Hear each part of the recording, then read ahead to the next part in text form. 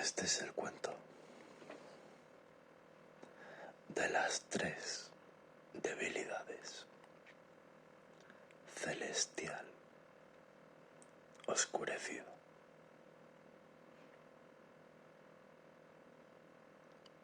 Un día que se encontraban en los jardines del Buen Retiro, la Dama de los Cielos le preguntó al Maestro Oscuro cuáles eran las principales debilidades de las personas justas que sufren y tratan de seguir el camino recto. El maestro meditó profundamente y tras un buen rato pronunció un discurso elaborado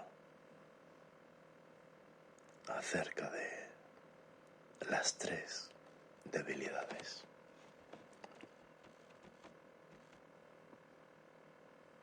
La primera debilidad: hay pocas estrellas. Dicen que son pocas las personas sensibles, las inteligentes, las que tienen humanidad o espíritu crítico. Dicen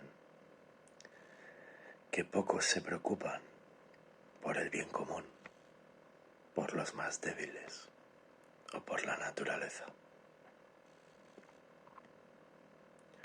Dicen que poca gente reflexiona, que nos creemos todo lo que nos dicen, que obedecemos sin cuestionar nada. Dicen que todo está corrompido, que no existe la libertad o que no somos lo suficientemente buenos, justos, hermosos, sinceros y equilibrados para que el mundo y el ser humano esté en verdadero equilibrio.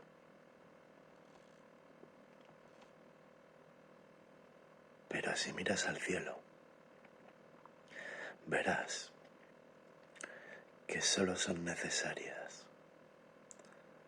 unas pocas estrellas en la inmensidad de la oscuridad para que sea perfecto.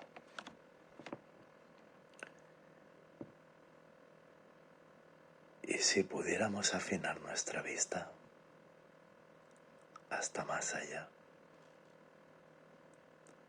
llegando al infinito, solo veríamos un cielo inundado de luces que se llegan a encontrar con nosotros desde una indeterminación abrumadora de años luz, para que seamos conscientes del milagro de la vida y la naturaleza. De la misma forma, cada persona observa un cielo distinto entre las personas brillantes que le rodean. Las que brillan para unos no brillan para otros, pero todos brillamos para el cielo de alguien en algún momento en que su mirada se centra en la estrella de nuestra luminosidad. Al final, todos podemos identificar innumerables personas que, como los astros, han iluminado con más o menos intensidad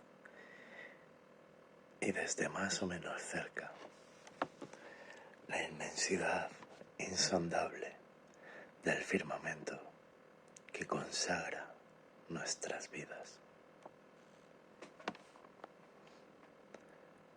Pese a todo, con la multitud de distracciones, no deberíamos caer en el error de identificar a los fuegos fatuos y artificiales del bombardeo que nos machacan en coreografías espectaculares y canturreos violentos, empalagosos o sexualizados, o los machacantes saltimbanquis y deportistas, o los replicadores que airean sus lujos y sus miserias personales públicamente, como verdaderas influencias ridículamente representativas de nuestros sueños e ilusiones. Como tampoco deberíamos hacer sus tenues pompas relevantes en nuestras vidas. De esa forma, nuestras vidas, nuestras esperanzas y sueños e ilusiones no se verán ridículamente reducidas al absurdo. Al final, no hay nada más lamentable que rebajar la luminosidad del propio sol a ser eclipsado tras la luz artificial de algún foco que te colocan delante de los ojos y funciona con energía contaminante.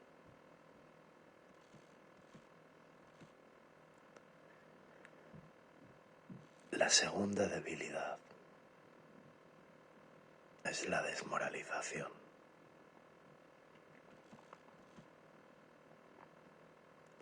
No le des nunca la razón a aquellos que dicen que hemos enloquecido por completo,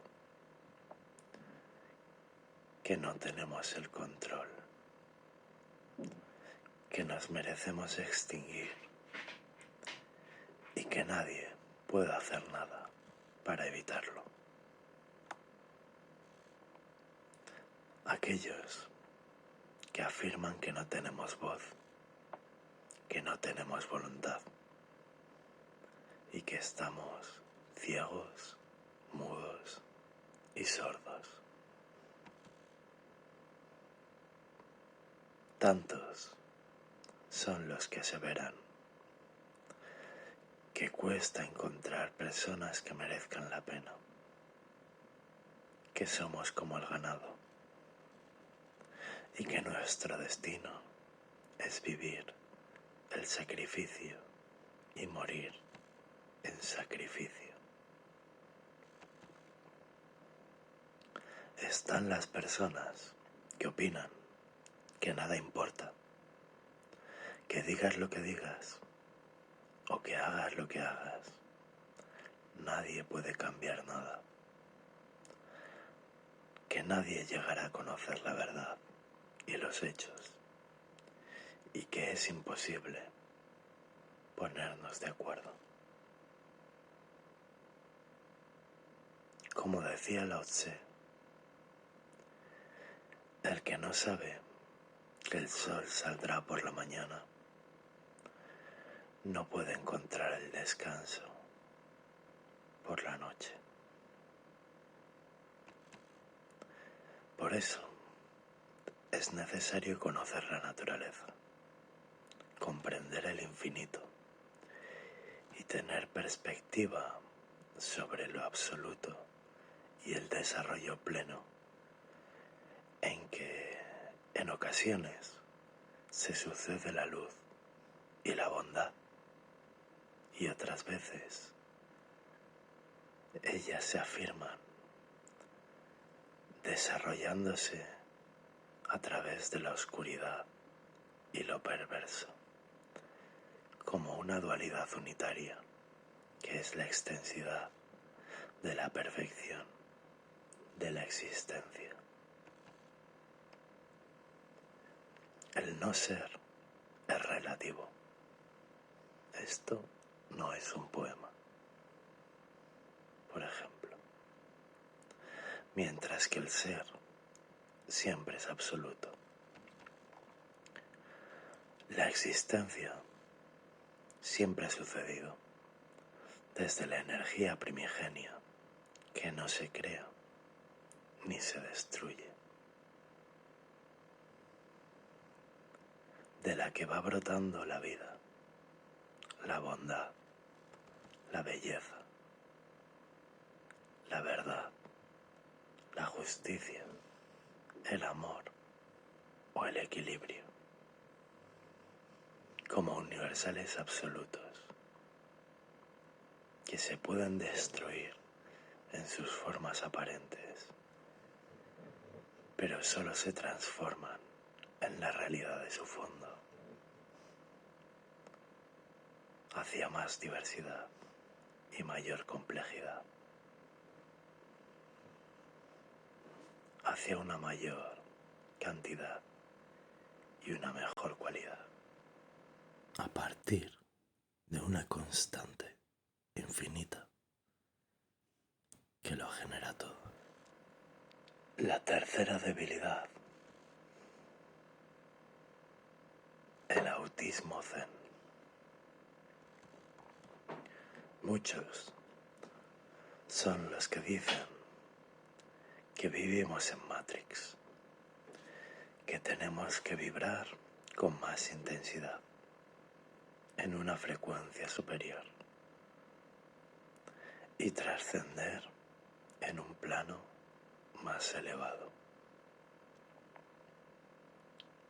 Se asegura que debemos rechazar los pensamientos negativos, apartarnos de la oscuridad y del sufrimiento, y ocupar nuestra mente con cosas agradables y placenteras para ser puramente espirituales. Sugieren que debemos ignorar la crueldad de la realidad que nos rodea, evitando todos los pensamientos negativos, mientras lo abandonamos todo a la desgracia y al sinsentido, y nos convertimos en una suerte de monjes zen, infantiloides y autistas que rechazan profundizar críticamente en las sombras que se ciernen sobre nosotros, como una ave rapaz que atrapa y descuartiza a la presa de una débil y frágil ilusión del alucinante oasis de paz que tratamos de construir en medio del desierto de la convulsa vorágine planetaria. Lo cierto es que es necesario conocer y comprender el miedo y el dolor, analizar su lógica y empaparse de sus rigores, como parte inseparable de la misma vida, para poder superarlos y remediarlos, de tal forma que aprendamos la lección de la noche de los tiempos, para no repetir los mismos errores en la era del próximo sol. La verdad es que debemos trabajar por esta vida, como también trabajamos por la vida de la eternidad y del más allá. Es necesario reflexionar profundamente en la desgracia, impregnarse de ella traumatizarse por ella, para sacudirse su terrible castigo, como individuos, como sociedad y como especie. Es necesario profundizar en cada pensamiento y cada emoción, tratando de tener siempre pensamientos puros, sin llegar a obsesionarse con la agresividad, la desesperación, el miedo o el dolor, pero dejando pasar aquellos pensamientos sin culpa y no convertir las tinieblas en cadáveres en nuestro armario, porque hoy en día es inevitable que se nos aparezcan esos cadáveres, dados los momentos que nos ha tocado vivir en nuestras circunstancias.